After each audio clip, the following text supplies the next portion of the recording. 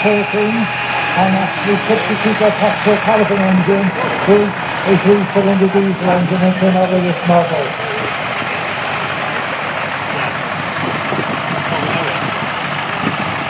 Behind the Alice, we've got David Brown. Mummy and Daddy are going to do this next year or the year after.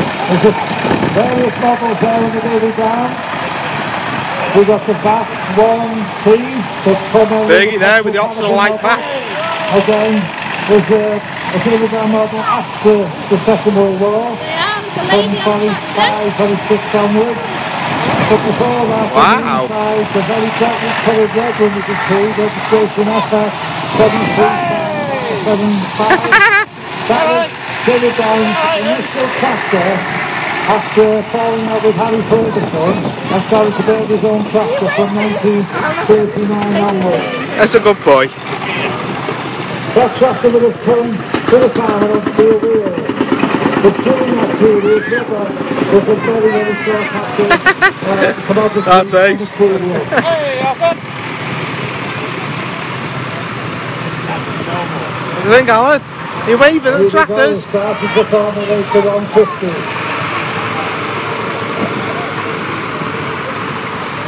On the inside of the ring, you can see the Ferguson T20 range. The first one is faster with a saw. That as well as got the P3 conversion engine. Yeah, that one there's a 3-cylinder. Perkins P3 in it. From the diesel, which is obviously a lot more. Good boy. Look how he's put his finger in. Yeah, I know, I'm going to buy one of them myself. Coming past us now is the Field Marshal. These were built in Boston, Lincolnshire. Gainsborough, sorry, in Lincolnshire. And had many serial numbers from 1, 2, 3 and 3A. Before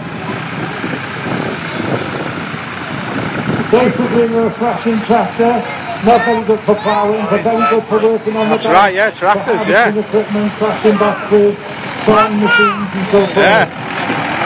It's an old Ford, so that is.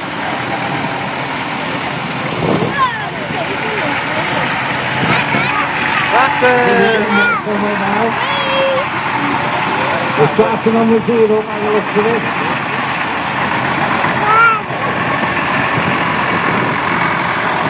Exhibit number 106, the one in front of you now, the International Treble 4. Just recently won the championship with the Edwards Spark. There's the highest award that's been given at that show for the best restored tractor. Very good condition indeed. Well done. Wow, eh? Approaching me now is Fordson's wartime model, the Fordson Model N. This tractor was produced by Henry Ford. Well, originally it was an F, so that was from 1917 right the way through to 1945 when I was looking at Henry Ford. Hiya, tractors!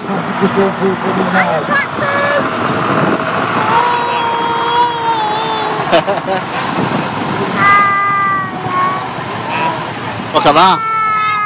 Wow, eh? That's cool. Never seen a display like this before, ladies and gentlemen. This is absolutely fantastic. You can see all these tractors up on the stand at the top of the show. There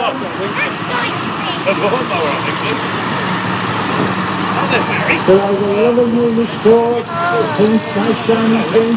Hey?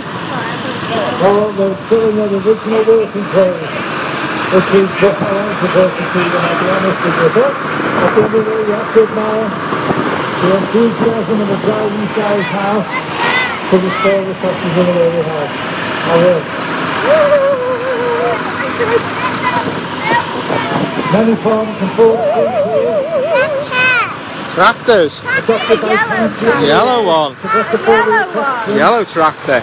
Again, post-war designs are brought in.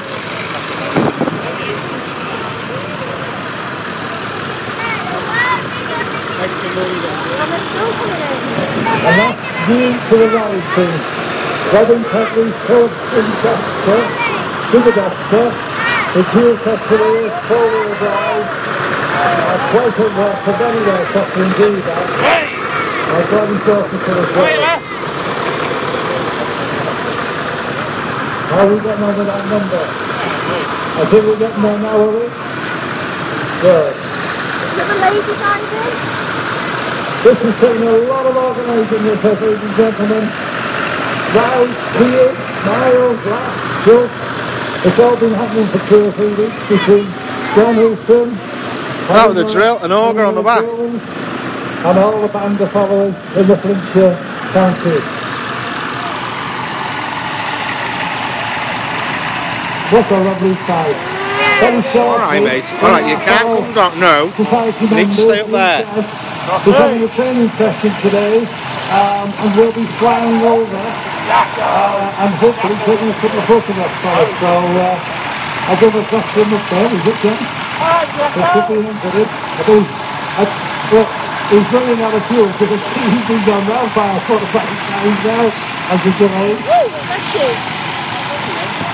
Like the President's private helicopter is coming round in a minute. Excellent. Private helicopter will be flying about the amongst this fabulous display of tractors, there are very, very many rare tractors that have come from the last sort of 50 or 60 years of tractor production. Because ultimately, when 150 years ago, there was no tractors, it was all horses. And of course, after the horses, we were looking at steam being the power. Our game here was very, very big, cumbersome pieces of equipment, too heavy acting for the land, and quite often left in the farmyard to do the power for driving the implements and the reflection boxes and so forth. So we still needed a drill horse, a light horse to go into the field and bring everything back to him. So you're looking at probably before the sounds like it's overheating. Mainly in America, nothing happening with his idol in about 1907, 1908 he started to make some inroads with tractor production.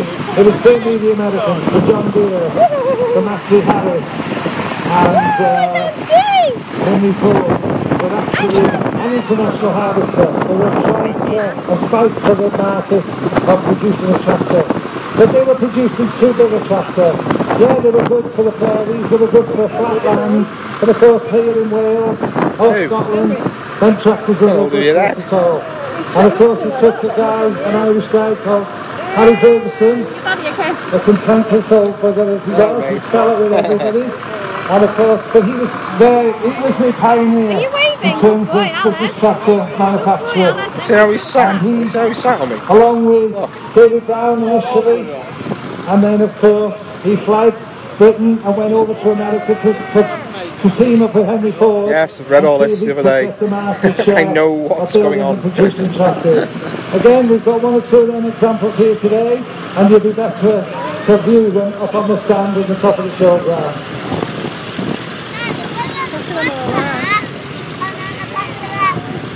An awesome sight, isn't it? I'm only videoing this with Darwin. He's not coming down here. I think we've actually got 168 tractors. Yeah, 168. And I don't think anybody wanted to be left out. They all turned up. Passing me now stems what the British government wanted from Nuffield to start producing our own tractors in the UK instead of the Americans supplying all the American tractors to us, because it was having a devastating effect to our economy. All the money for the tractor production was going to the Americans to build these tractors for us, and we didn't have our own as such, other than what Harry Ferguson was going to start to do in the late 40s and early 50s. So Nuffield were given some grants by the government, and then they started to produce a nice tractor on universal that the farmer could use on any hillside, any flat land, and was very good for the scene in Great Britain, and try to keep some tractor building within the UK. How are we getting on, John? All in NW, right?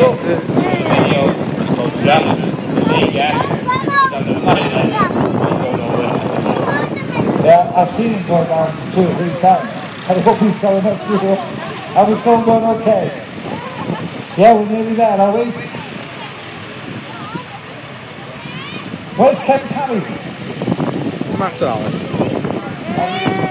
Can you please wait? Well, we're getting into position now. What are you doing on my hair then, Rose? I wouldn't mind having a word with Ken Parry. If Ken Parry could come forward.